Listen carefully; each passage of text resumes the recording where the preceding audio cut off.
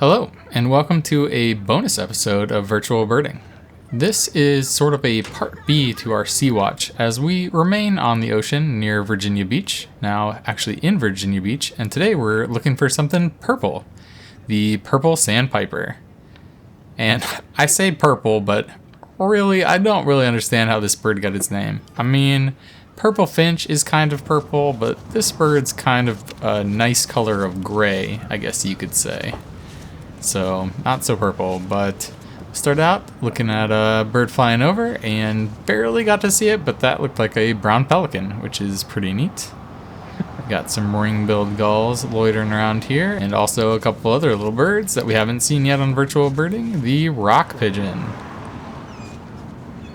Maybe not the best bird in the world, but it is a little bit pretty, and new for our list. There goes a ring-billed gull taking off, and a bunch of other ring-billed gulls here in the parking lot. Looks like he came back. So where we are today is Rudee Inlet, and this tends to be a spot that people find purple sandpipers in Virginia Beach, and it's because of all of these rocks that you see across there. So if we look out, looks like we got a great blackback gull. That's a different one that we haven't had before. It's a lot darker than the lesser blackback we saw earlier. And there's a better look at a pelican. This is a younger bird that's a little more brown than the one that was flying past, but very cool. So we'll start scanning out here, looking at the rocks, see if we can't find a purple sandpiper. There goes a herring gull. There's definitely a couple cormorants. Scanning along the rocks, definitely see more cormorants, but I'm not seeing any sandpipers, which is what we're hoping for. Looks like a ring-billed gull there, and more cormorants.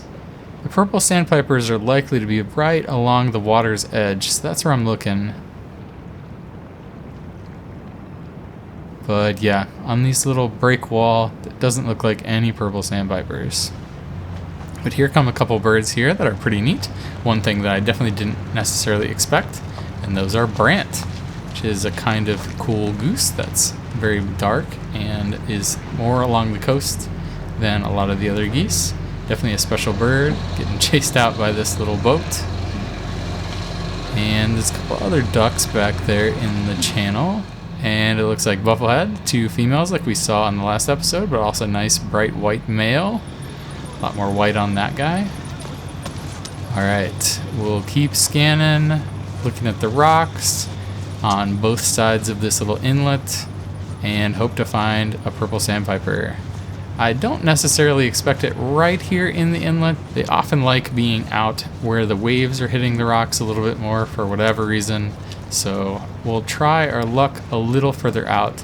There is a little jetty of rocks that goes off this end, so I think probably our best chances at it will be on that. So we'll head out to the beach and look at this left side of this jetty and see what we can find.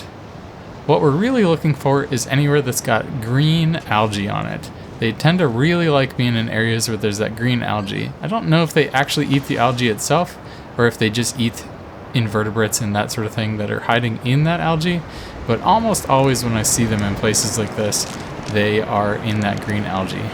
There's definitely a couple surfers out there today, so that's pretty crazy with how cold it is, but good for them. I'm impressed for sure. Alright, here we got a lot of birds. Definitely some great blackback gulls, American herring gull. There's some lesser blackbacks in there. I know it's quick, I'm sorry, but yeah. Here we have a duck. Looks like another bufflehead. And you can see there's a lot of green algae out here, so this would be a good spot to find a purple sandpiper. Right here I'm just seeing herring gull, some lesser blackbacks, looks like a ring-billed gull down there at the bottom, much smaller. That lesser blackback with that dark back. That's definitely not as dark black as that great blackback we saw before. Scanning along these rocks. Definitely a lot of algae, but no sandpipers that I can see. Looks like it's not on this side of the jetty, which is kind of too bad because this was the easier side to see. The other side is going to be a bit trickier to get a good look at, but if we head up here and stand on the rocks, I think we might have a good chance. Pretty sure not allowed to actually go out on the rocks, so we won't do that, but we can get here and we can look down. But first, let's take another scan at that break wall. It's not as much algae out there, but they do like these break walls other places, so it might be worth a look. Looks like another double-crested cormorant.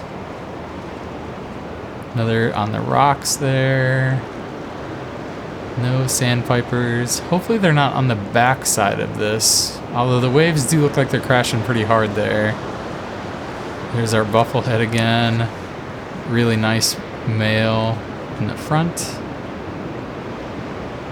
Almost looks like some sandpipers there, but I think it's just little protrusions on the rocks. Definitely a lot of double-crested cormorants. Yeah, don't see any sandpipers.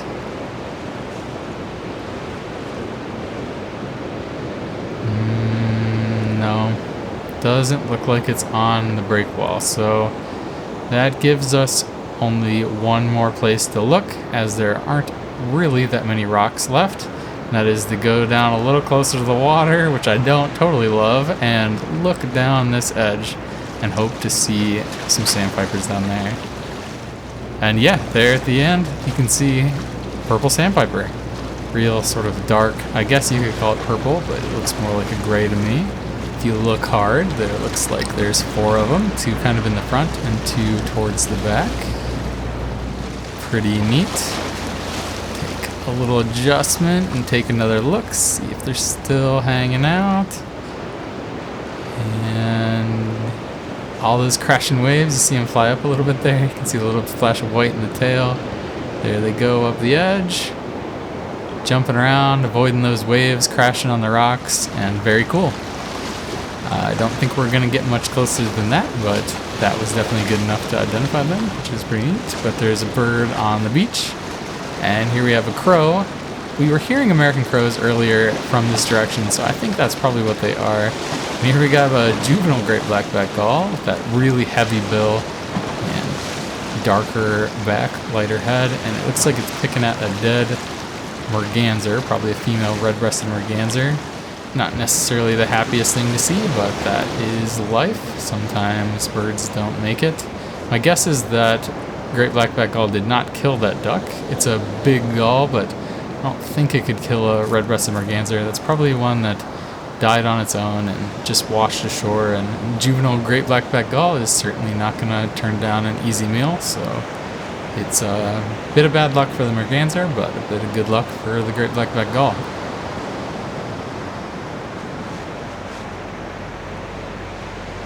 So we're almost back to the parking lot here. This is definitely a little quick episode, but really nice bird with purple sandpiper, and definitely a lot of fun to come out and see some of the other things that are right here as well.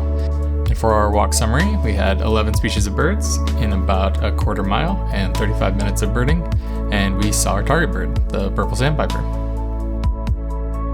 We'll run a quick species list here. Like always, if there's an N after the bird's name, that means it's a new bird for our virtual birding life list.